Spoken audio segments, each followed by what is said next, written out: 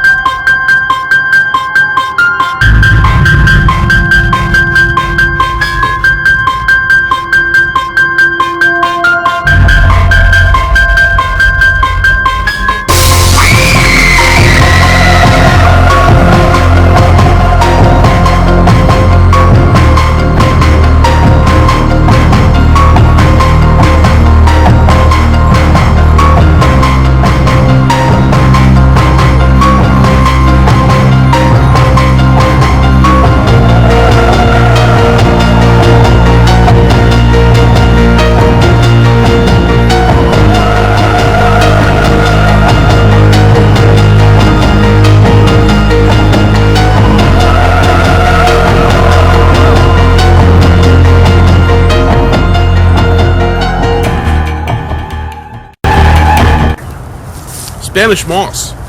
Creepy, huh? Hangs from almost every tree here. Apparently, a Spanish soldier fell in love with a chief's daughter. He refused to renounce his love even when they hung him from an oak and tortured him.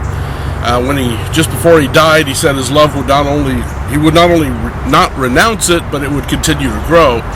And this is what's left of his beard growing all through the South. I know, yeah, it's silly, but it is kind of cool looking. And you ought to see this place at night. It's weird.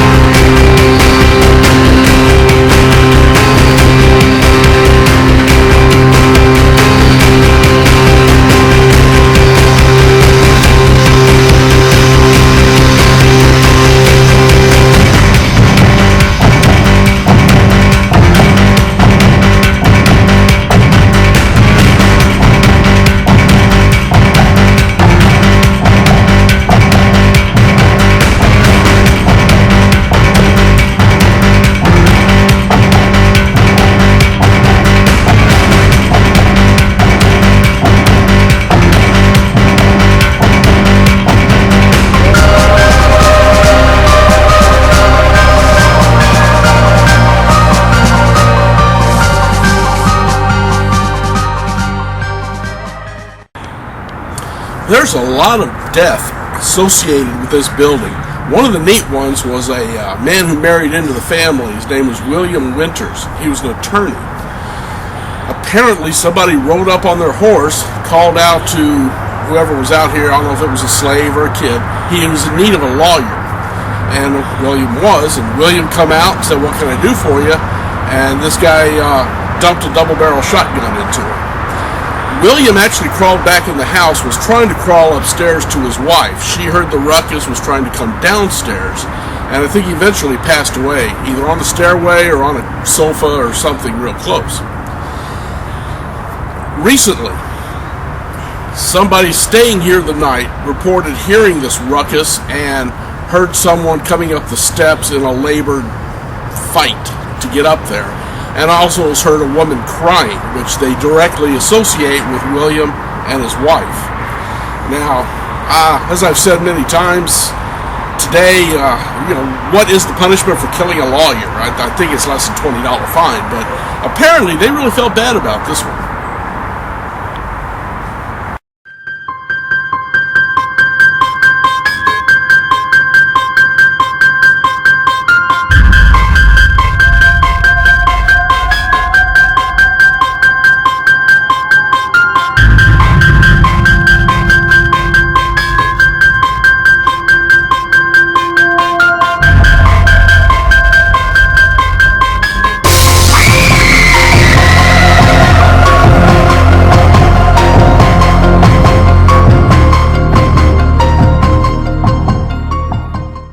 Well, I told you I was going to take you to some interesting places. This is not like any other paranormal podcast you've ever seen.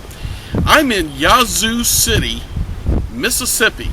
We've been searching for, and here we found, the Witch's Stone.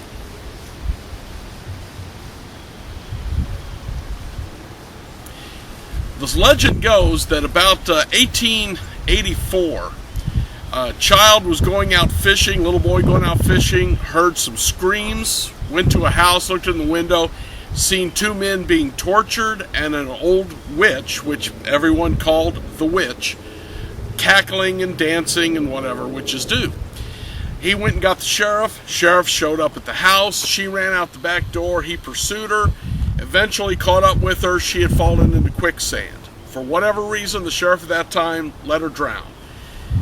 As she was going down, she said she would come back in 20 years and burn this town to the ground. Well, nobody thought much about it. They put her here in this cemetery. This is not the original stone.